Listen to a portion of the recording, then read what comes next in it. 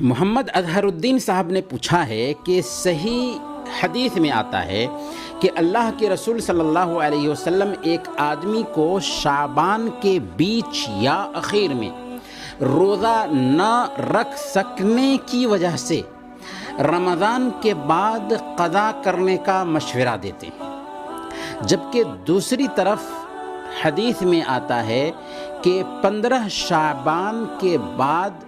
روزہ مت رکھو۔ تو کیا ان دو احادیث میں تضاد نہیں پایا جاتا؟ دیکھیں، اللہ کے نبی صلی اللہ علیہ وسلم کے فرامین میں، اللہ کے نبی صلی اللہ علیہ وسلم کی احادیث میں یا قرآن کریم میں کہیں بھی کوئی تضاد نہیں۔ جہاں جہاں پر اس طرح کا کچھ احساس ہوتا ہے وہ ہماری اپنی سمجھ کی غلطی ہوتی ہے، اس لیے علماء نے باضابطہ اس حوالے سے کتابیں لکھی ہیں، اختلاف الحدیث پر،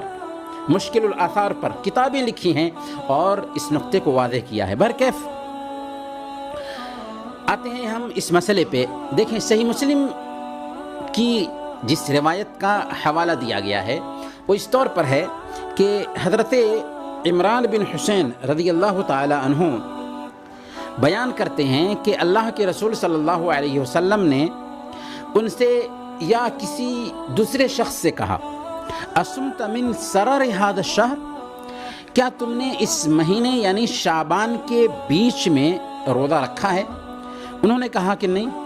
تو آپ نے فرمایا، فَإِذَا أَفْطَرْتَ فَصُمْ يَوْمَيْنِ، کہ جب تم رمضان کے روزے مکمل کر لو تو 2 روزے رکھ لینا۔ آئیے سب سے پہلے حضرت عمران بن حسین کی یہ جو حدیث ہے صحیح مسلم میں آئی ہے، اس حدیث میں سرر هذا الشہر کا جو لفظ آیا ہے اس لفظ کو سمجھ لیتے ہیں۔ سرر الشہر کہتے ہیں مہینے کے آخری حصے یا بیچ والے حصے کو، لیکن آخری حصہ مراد لینا زیادہ قرین ثواب لگتا ہے۔ گویا کہ اس حدیث میں اللہ کے نبی صلی اللہ علیہ وسلم شعبان کے بیچ یا اخیر میں روزہ نہ رکھ سکنے والے کو قضا کرنے کا حکم دیا۔ سوال یہ ہے کہ ایسا کیوں کیا؟ تو اس لیے کہ وہ جو صحابی تھے جن سے اللہ کے نبی صلی اللہ علیہ وسلم مخاطب تھے، اس صحابی کی عادت تھی روزہ رکھنے کی،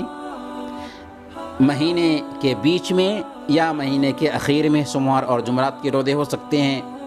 یا ایام بیت کے روزے ہو سکتے ہیں، تو ان کی عادت تھی۔ اسی لیے اللہ کے نبی صلی اللہ علیہ وسلم اس صحابی کو اس عادت کی بنیاد پر حکم دیتے ہیں کہ جب تم رمضان کے روزے ختم کر لو اور شعبان میں تم نے اپنی عادت کے مطابق روزے نہیں رکھے تو ان روزوں کی قضا کر لینا۔ تو اس حدیث سے یہ بھی سمجھ میں آیا کہ نفلی عبادت کی قضا مشروع ہے، یعنی اگر کوئی نفلی عبادت ایک بندہ کیا کرتا تھا اور اس سے وہ عبادت چھوٹ گئی اور اس کی قضا کرنا چاہتا ہے تو شرعی ناحیے سے اس بات کی گنجائش ہے کہ وہ قضا کر لے، چونکہ اس صحابی کی عادت تھی کہ وہ مہینے کے اخیر میں سوموار جمعرات کے روزے ہوں یا کوئی بھی روزہ، ان کو روزہ رکھنے کی عادت تھی اور شعبان کے حصے میں وہ روزہ نہیں رکھ سکے تھے، تب اللہ کے نبی صلی اللہ علیہ وسلم نے ان کو حکم دیا تھا کہ تم اپنی عادت کے مطابق جو روزے رکھتے تھے اس روزے کی رمضان کے بعد قضا کر سکتے ہو۔ حالانکہ یہ روزہ قضا کرنا ان کے لیے ضروری نہیں تھا، لیکن عادت کے مطابق چونکہ ان کو روزہ رکھنا تھا اس لیے اللہ کے نبی صلی اللہ علیہ وسلم نے ان کو قضا کا مشورہ دیا تھا۔